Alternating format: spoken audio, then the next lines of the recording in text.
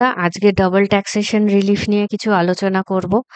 Double taxation relief আসার আগে আমি ডাবল ট্যাক্সেশন কাকে বলে সেটা নিয়ে একটু আলোচনা করছি। ডাবল ট্যাক্স হচ্ছে, ধরুন আপনি একজন ইন্ডিয়ান রেসিডেন্ট। এখন আপনার ওপর আপনি ইন্ডিয়াতে বসে ইন্ডিয়ান ইনকাম আর্ন করছেন 10 লাখ, আর ফরেন থেকে ইনকাম আর্ন করেছেন সেই বছরই 5 লাখ। ঠিক আছে? এখন আপনার ইন্ডিয়াতে টোটাল ট্যাক্সেবল ইনকাম কত হচ্ছে? 10 লাখ প্লাস 5 লাখ, 15 লাখ। কিন্তু ফরেন থেকে আসার সময় ফরেন গভর্নমেন্ট আপনাকে বলছে যে যে 5 লাখ টাকা আপনি ফরেন ইনকাম আর্ন করেছেন তাতে ফরেন ট্যাক্স পেমেন্ট করো। তো সাপোজ আপনি 5 লাখ টাকার জন্য ট্যাক্স অলরেডি পে করে দিলেন, 5 লাখ টাকার জন্য ফরেন ট্যাক্স পে করে দিয়েছেন। এবার ইন্ডিয়াতে যখন আসছেন, ইন্ডিয়া গভর্নমেন্ট কি বলছে? আপনার টোটাল ইনকাম কত? 15 লাখ। এখন এই তাহলে 15 লাখের ওপরে আপনাকে আবার ট্যাক্স দিতে হবে। কিন্তু 15 লাখের মধ্যে 5 লাখ তো আপনি অলরেডি ফরেনে দিয়ে ফেলেছেন। তাহলে কি আপনি অ্যাসেসি হিসাবে ডবল ট্যাক্সেশন দিচ্ছেন না? আপনি তো বলতে পারেন যে আপনি 5 লাখের ওপর তো ট্যাক্স দিয়েছি, কিন্তু ইন্ডিয়ান গভর্নমেন্ট বলবে যে না, আপনার তো টোটাল ইনকাম 15 লাখ, তাহলে 15 লাখের ওপর ট্যাক্স দাও। এই সমস্যার সমাধান করার জন্য ডাবল ট্যাক্সেশন জিনিসটা আসলে হচ্ছে, the assessee is paying the tax twice. Double taxation means the same income getting taxed twice in hands of same assessee. একই অ্যাসেসি দুবার ট্যাক্স দিচ্ছে। এটাই হচ্ছে ডাবল ট্যাক্সেশনের কনসেপ্ট। এখন ডাবল ট্যাক্সেশনের কনসেপ্ট দু রকমের হয়, ইকোনমিক ডাবল ট্যাক্সেশন আর international juridical double taxation. Economic double taxation actually আমাদের এই মুহূর্তে টপিকের জন্য ইম্পর্টেন্ট নয়, কিন্তু জিনিসটা হচ্ছে সেম ইকোনমিক অ্যাক্টিভিটির উপর যখন ডাবল ট্যাক্সেশন হচ্ছে সেটাকে বলছে ইকোনমিক ডাবল ট্যাক্সেশন। আমরা এখানে ইন্টারন্যাশনাল বা জুরিডিক্যাল ডাবল ট্যাক্সেশনের উপরেই আলোচনা করব। অর্থাৎ সেম অ্যাসেসির ওপর, লিগ্যাল আইডেন্টিটির উপর যখন দুবার ট্যাক্সেশনের কনসেপ্ট আসছে, সেটাই হচ্ছে জুরিডিক্যাল ডাবল ট্যাক্সেশন বা ইন্টারন্যাশনাল ডাবল ট্যাক্সেশন। এই রিলিফটা কি কি সেকশনের আন্ডারে কভার করা হচ্ছে? সেকশন 90 আর 91। সেকশন 90 হচ্ছে বাইল্যাটারাল রিলিফ, দ্বিপাক্ষিক চুক্তি যখন হচ্ছে।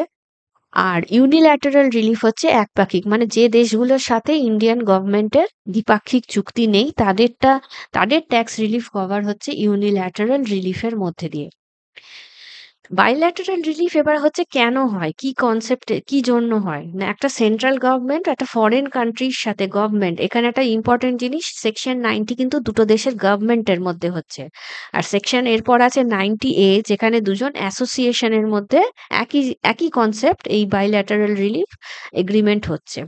ঠিক আছে?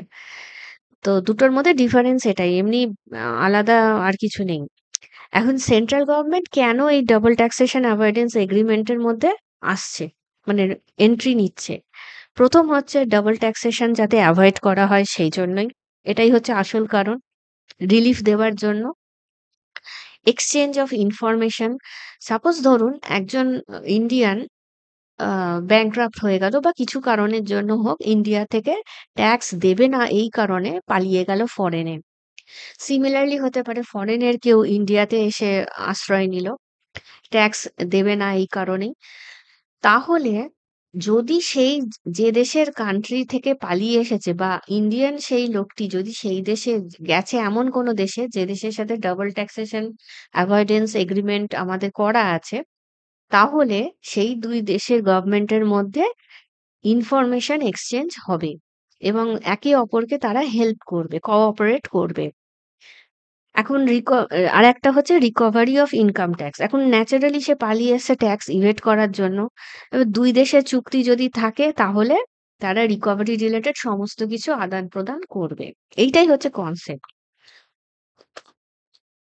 If there is DTA, the DTA provision will override Income Tax Act. এই কথাটার মানে কি? না ধরুন ডবল ট্যাক্সেশন অ্যাভয়েডেন্স এগ্রিমেন্ট আর ইনকাম ট্যাক্সের মধ্যে যদি কখনো কিছু কন্ট্রাডিকশন বা কিছু হয়, তাহলে ফার্স্ট হচ্ছে প্রথম দেখা হবে যে কোনটা অ্যাসেসির জন্য বেনিফিশিয়াল। যেটা যেটা বেনিফিশিয়াল অবভিয়াসলি সেটাই অ্যাকসেপ্টেড হবে। ঠিক আছে? আর এসএসসির জন্য বেনিফিশিয়াল কোনটা? কম ট্যাক্স পে করাটা। তাহলে ওটা হচ্ছে। এবার হচ্ছে ডাবল ট্যাক্সেশন অ্যাভয়েডেন্স এগ্রিমেন্ট আর ইনকাম ট্যাক্সের মধ্যে ডাবল ট্যাক্সেশন অ্যাভয়েডেন্স এগ্রিমেন্টই ওভাররাইড করবে এক্সেপ্ট যেখানে জেনারেল অ্যান্টি অ্যাভয়েডেন্স রুল আছে সেখানে কিন্তু ডাবল ট্যাক্সেশন অ্যাভয়েডেন্স এগ্রিমেন্টও অ্যাকসেপ্টেবল হবে না। সেখানে গার অ্যাকসেপ্টেড হবে। সেখানে কিন্তু বেনিফিশিয়াল অফ দ্য অ্যাসেসি দেখা হবে না। আর কোথায় দেখা হবে না? না ফরেন কোম্পানি যদি হয় তাহলে এই বেনিফিশিয়াল প্রভিশন এই ব্যাপারটা কিন্তু হবে না, অ্যাকসেপ্টেবল হবে না।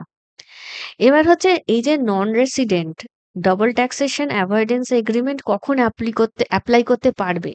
তখনই পারবে যখন সে ট্যাক্স রেসিডেন্সি সার্টিফিকেট প্রডিউস করবে। মানে ধরুন একজন নন রেসিডেন্ট ইন্ডিয়াতে এসছে, আপনি ট্যাক্স চাইছেন ইন্ডিয়ান গভর্নমেন্ট যে ফরেন ইনকাম যেটা হয়েছে তার ট্যাক্স দাও। সে বলছে আমি তো দিয়ে এসেছি। প্রমাণ কি? না সেই দেশের গভর্নমেন্টের ট্যাক্স রেসিডেন্সি সার্টিফিকেট সাইন করা কপি তাকে শো করতে হবে। তবেই সে ডাবল ট্যাক্সেশন অ্যাভয়েডেন্স মানে ট্যাক্সেশন রিলিফ এটা পাবে।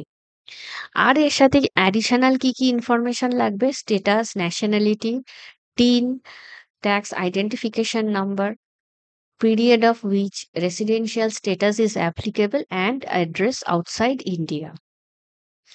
এবার হচ্ছে বাইল্যাটারাল রিলিফ কত রকমের হয়? একটা হচ্ছে এক্সেম্পট মেথড। এক্সেম্পট মেথড হচ্ছে যেকোনো একটা দেশ আচ্ছা একটা জিনিস যে বাইল্যাটারাল কনসেপ্টটা দুটো ক্ষেত্রে হচ্ছে। একটা হচ্ছে সোর্স রুল, একটা হচ্ছে রেসিডেন্স রুল। সোর্স রুল হচ্ছে যে দেশে ইনকাম করছো সেটাকে যে ফরেন কান্ট্রিতে ইনকাম সেটাকে বলা হচ্ছে সোর্স রুল।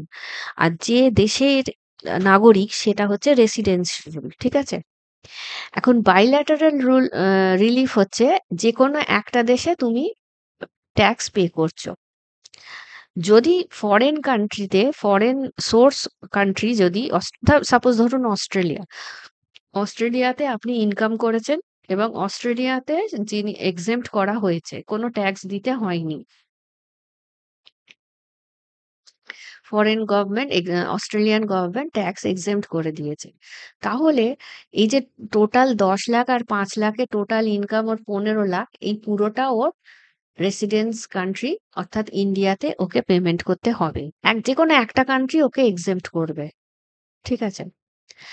আচ্ছা, আরেকটা হচ্ছে tax credit method. Tax credit মেথডটা হচ্ছে কিরকম? না ধরুন আপনি সোর্স কান্ট্রিতে ট্যাক্স পে করলেন। আপনার সোর্স কান্ট্রিতে ট্যাক্স পেড হলো। আপনি কত দিলেন? ২০,০০০ দিলেন। এখন ইন্ডিয়াতে যখন এলেন, ইন্ডিয়া কি দেখবে? আপনার টোটাল ইনকাম কত? ১৫ লাখ। ঠিক আছে? এই ১৫ লাখের ওপর সাপোজ ইনকাম ট্যাক্স অ্যাক্ট অনুযায়ী আপনাকে ১ লাখ দিতে হতো। ১ লাখের মধ্যে ২০,০০০ অলরেডি আপনি সোর্স কান্ট্রিতে দিয়ে এসেছেন। তাহলে আপনি এখন কত দেবেন? ৮০,০০০। ঠিক আছে? তাহলে ট্যাক্স রিলিফ কত পেলেন? ২০,০০০। এই ট্যাক্স ক্রেডিট আপনার কত ইন্ডিয়ান গভর্নমেন্ট দিল আপনাকে? ২০,০০০। ঠিক আছে? এই কনসেপ্টটা হচ্ছে income tax credit method. Tax credit method. ঠিক আছে? Income is taxable in both countries but country এখানে যেমন একটা ছিল যেকোনো একটা কান্ট্রিতে ট্যাক্সেবল, এখানে both countries. But country of resident gives credit of tax charged in source country. Credit shall be the lower of tax payable under the act on such income and the foreign tax paid on such income. আচ্ছা, এবার হলো unilateral relief. Unilateral relief হতে গেলে তাকে obviously এটা যেমন NRI এর double taxation যেমন এনআরআই এর ক্ষেত্রে অ্যাপ্লিকেবল ছিল বা একজন এসএসসি যদি ফরেনে বসেও ইনকাম করছেন আর ইন্ডিয়াতে বসেও ইনকাম করছেন এরম কনসেপ্টে ছিল। ইউনিল্যাটারাল রিলিফের ক্ষেত্রে তাকে অবভিয়াসলি দেশের নাগরিক হতেই হবে। ট্যাক্স রেসিডেন্ট অফ ইন্ডিয়া হতেই হবে। ফরেন ইনকাম আর্ন করতে হবে। Foreign tax payment assessee must have paid tax on his income in the foreign country. না হলে সে ট্যাক্স মানে রিলিফটা কার উপর ক্লেম করবে? আর যেটা আরেকটা পয়েন্ট সেই দেশের সাথে ডাবল ট্যাক্সেশন অ্যাভয়েডেন্স এগ্রিমেন্ট নেই। এই ৪ টে কন্ডিশনেই ইউনিল্যাটারাল রিলিফ আসছে। এবার হচ্ছে কম্পিউটেশন অফ ট্যাক্স রিলিফ। কিভাবে কম্পিউটেশন করা হবে? না আগে এটা উদাহরণের সাহায্যে দেখলে আরো ভালো বোঝা যাবে যে গ্লোবাল ইনকাম অর্থাৎ ইন্ডিয়ান আর ফরেন ইনকাম আগে যোগ করে নেওয়া হবে। তারপরে ইন্ডিয়ান ট্যাক্স রেট আর ফরেন ট্যাক্স রেটের মধ্যে যেটা লোয়ার সেটাই অ্যাপ্লিকেবল করা হবে। সেই ট্যাক্স রেট দিয়ে ওই ডবলি ট্যাক্সড ইনকামটাকে মাল্টিপ্লাই করে রিলিফ কত দেওয়া হবে সেটা রিলিফ দেওয়া হবে। উদাহরণটা দেখা যাক, ধরুন মিস্টার এক্স একজন resident, Indian resident, total income ১০ lakh, তার মধ্যে ২ লাখ ঢুকে আছে ফরেন কান্ট্রি ইনকাম মানে ফরেন ইনকাম। এখন ট্যাক্স রেট ইন্ডিয়াতে 30%, ১০ লাখে 30% মানে ৩ লাখ। আর tax rate in foreign country 25%। তাহলে কোনটা লোয়ার? 25%। 25% কতটুকুর ওপর? নিশ্চয়ই ১০ লাখের ওপর দেবে না, কারণ ফরেনে সে ইনকাম করেছে অনলি ২ লাখ। তাহলে 25 ইন্টু ২ লাখ ও ৫০,০০০ ও দেশে গিয়ে দিয়ে এসেছে। তাহলে ইন্ডিয়াতে যে ৩ লাখ ওর টোটাল ইনকাম হচ্ছিল পুরো গ্লোবাল ইনকামটা ধরে, তার থেকে এই ৫০,০০০ মাইনাস যাবে, ট্যাক্স রিলিফ তার ৫০,০০০ হবে, আর সে ২.৫ লাখ টাকা ট্যাক্স দেবে। আচ্ছা, ট্যাক্সেবল ইনকাম ক্যালকুলেট করার সময় কিন্তু এই চ্যাপ্টার 6 এর যত রকমের ডিডাকশন আছে সেগুলোকে কিন্তু আগে ডিডাক্ট করে নিয়ে তবে ট্যাক্সেবল ইনকাম যা হবে সেটাকে করা মানে সেটার উপর ক্যালকুলেশন হবে। ঠিক আছে? এবার হচ্ছে সেকশন 90 এ। সেকশন 90 এ হচ্ছে সেম কনসেপ্ট অ্যাজ সেকশন 90 অর্থাৎ বাইল্যাটারাল রিলিফ। তফাৎটা হচ্ছে এখানে খালি দুটো দেশের গভর্নমেন্টের ওপর না হয়ে এগ্রিমেন্টটা হচ্ছে দুটো স্পেসিফাইড অ্যাসোসিয়েশন বা অর্গানাইজেশন। যেমন ইন্ডিয়া থেকে আরবিআই এর উপর হলো বা সেবি কিছু এগ্রিমেন্ট করলো অন্য দেশের অ্যাসোসিয়েশনের সাথে। ঠিক আছে? কিছু ফর্ম জেনে নেওয়া যাক। ফর্ম 10F হচ্ছে certificate of claiming relief. 10F A হচ্ছে application for certificate of residence. 10FB হচ্ছে সার্টিফিকেট অফ রেসিডেন্স। আর 67 হচ্ছে statement of income from a country or specified territory outside India and foreign tax credit. এবার কিছু MCQ দেখা যাক।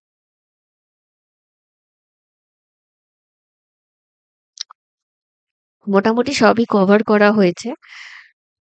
আর unilateral tax রিলিফের ক্ষেত্রে একটা particular part আছে Pakistan কনসেপ্টের।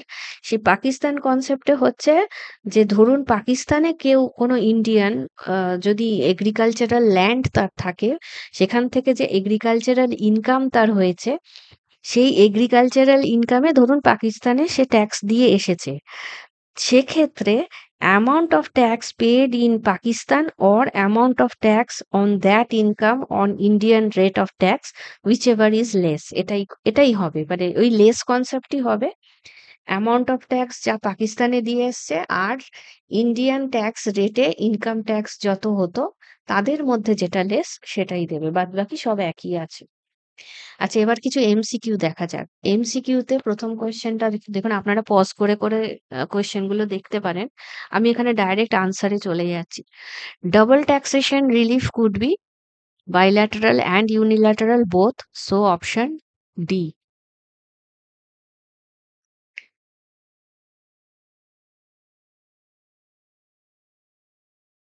Bilateral relief means a relief in which home country of the taxpayer provides tax relief where no mutual agreement, না no mutual agreement বাইল্যাটারালের জন্য অ্যাপ্লিকেবলই নয়। মিউচুয়াল এগ্রিমেন্ট হতেই হবে, তবেই বাইল্যাটারাল কথাটা আসছে। তাহলে government of two countries enter into an agreement to provide relief against double taxation on mutually agreed basis. Answer B. Next, unilateral relief means a method, এইখানে বরং অপশন এটা হবে, যেখানে where no mutual agreement has been entered into by the two countries for providing relief from double taxation. সে দেশেই home country tax payer tax relief provide করা হয়। ঠিক আছে? তাহলে সেকশন এই আনসার বি এ। Bilateral relief could be provided by way of, দুটোতেই হবে, both A and B. Credit মেথডেও হয়, এক্সেম্পশন মেথডেও হয়। এক্সেম্পশন মেথডে কি হয়? প্রশ্ন করা হয়েছে এমসিকিউতে। Income is taxed in the country of source and country of residence. না, অ্যান্ড দুটোতেই হবে না, আইদার অর। তাহলে income is taxed in one country and exempt from tax in other country, so option B. Income tax credit মেথডে কি হবে? In income ট্যাক্সে সাধারণ কি হয় যে একটা কান্ট্রি সোর্স কান্ট্রি ট্যাক্স নিয়ে নেয়, আর রেসিডেন্স কান্ট্রি তার থেকে ডিডাকশন করে যেটুকু সে ট্যাক্স অলরেডি পে করেছে, so option A. Central government may enter into an agreement with the government of any country outside India under Section 90 for granting relief in respect of income where income tax has been paid both in India and in country of residence of taxpayer. Country residence সেই কান্ট্রিতেও tax দিয়েছে আর income tax ইন্ডিয়াতেও দিয়েছে। আবার আরেকটা দিয়েছে income on which income tax is chargeable under IT act under the corresponding law in force in that country. দুটোর ক্ষেত্রেই হবে।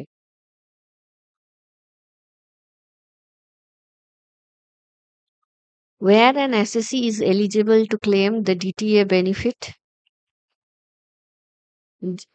assessee is eligible to claim DTA benefit whichever is more beneficial. ঠিক আছে? যখন প্রভিশন অফ ডিটিএ আর income tax দুটোই আছে তখন তার মধ্যে যেটা বেনিফিশিয়াল সেটাই অ্যাসেসির ক্ষেত্রে সেটাই অ্যাপ্লিকেবল হবে। Double taxation relief comes double taxation relief for income tax in the countries within which no agreement মানে unilateral relief হচ্ছে section 91. Next, relief under section 91 can be granted to resident of India. কারণ resident of ইন্ডিয়াই দুটো দেশে income করছে, মানে ইন্ডিয়াতে বসে Indian income আর foreign কান্ট্রিতে ইনকাম, তবেই না তাকে আর সেই দেশে ডাবল ট্যাক্সেশন অ্যাভয়েডেন্স এগ্রিমেন্ট নেই। তো রেসিডেন্টের ওপরই হচ্ছে, কারণ ডাবল ট্যাক্সেশন অ্যাভয়েডেন্স এগ্রিমেন্টের ম্যান্ডেটরি রুল হচ্ছে ট্যাক্স রেসিডেন্সি সার্টিফিকেট শো করতে হবে। এটা নন রেসিডেন্টের ক্ষেত্রেই অ্যাপ্লিকেবল। 91 always resident. ঠিক আছে? একটা অঙ্ক দেওয়া আছে। আনন্দ, a resident of India, Indian resident, 10 lakh টাকা প্রিভিয়াস ইয়ার 18-19-এ আর্ন করেছে, যার মধ্যে 3 লাখ টাকা হচ্ছে ফরেন ইনকাম। আর ইন্ডিয়ার তার সেই দেশটির সাথে কোনো ডাবল ট্যাক্সেশন এগ্রিমেন্ট নেই। তাহলে আর সে সেই যে দেশ থেকে 3 লাখ টাকা ইনকাম করেছে তাকে 40,000 টাকা অলরেডি ট্যাক্স পে করেছে। এখন ইন্ডিয়াতে যদি টোটাল ইনকামের ওপর মানে ইন্ডিয়ান ট্যাক্স হচ্ছে 2.5 লাখ, তাহলে তাকে ডবল ট্যাক্সেশন রিলিফ কত অ্যালাউ করা হবে? রিলিফ অলওয়েজ 40,000, যেটা ও অলরেডি পে করে এসছে সেটাই ওকে রিলিফ করা হবে। ও টোটাল পে করবে আর 2,10,000। ঠিক আছে? As per Article 5 of DTA, dash are instances of permanent establishment. Permanent establishment এর এক্সাম্পল হচ্ছে মানে ইনস্ট্যান্স হচ্ছে place of management, branch, factory, সবকটাই। According to section 92A, the provision of chapter 10A of the act shall apply to the assessee. একবার দেখে নি income tax অ্যাক্টের কোথায় বলা আছে, এটা যে 2A 90 section 92A, even if such provision are not beneficial to him. So even if, only if নয়, even if such provisions are not beneficial to him. এটা একটা কোয়েশ্চেন দেওয়া হয়েছে যে dividend distribution ABC Limited and Indian company paid dividend distribution tax under 1150 in respect of dividend distributed by it to its resident and non-resident shareholder. একবার এখানে dividend distribution tax pay করেছে company, আবার mister John একজন share holder resident of country X has to pay tax in country X on dividend received by him from ABC Limited. Same জিনিসের dividend receive করার জন্য ও আবার tax pay করেছে। এই এক্সাম্পলটা কি? না যেহেতু সেম ইকোনমিক অ্যাক্টিভিটি, তাই এটা হচ্ছে economic double taxation. Next, mister Akhilesh, a non-resident of India, uh, in India, non-resident Indian citizen is an enthusiastic sports person and is keen on contributing an article on a game of hockey in a leading newspaper in India. He approaches you to inquire on taxability of such income for AY 1920. As per provision of Income Tax Act 1961, such income is taxable in his hands at যা normal tax তাতেই হবে। ঠিক আছে? এটা কোনো tax মানে আমার কাছে তো সেকেন্ড অপশন নেই লোয়ার কোনটা। আর নরমাল ট্যাক্সেই ইনকাম ট্যাক্স অ্যাক্ট বলছে চার্জ করতে। তাহলে নরমাল ট্যাক্স এখানে অপশন ডি টাই আছে। So D. আজকের মতো ভিডিওটা এখানেই শেষ করলাম। নমস্কার।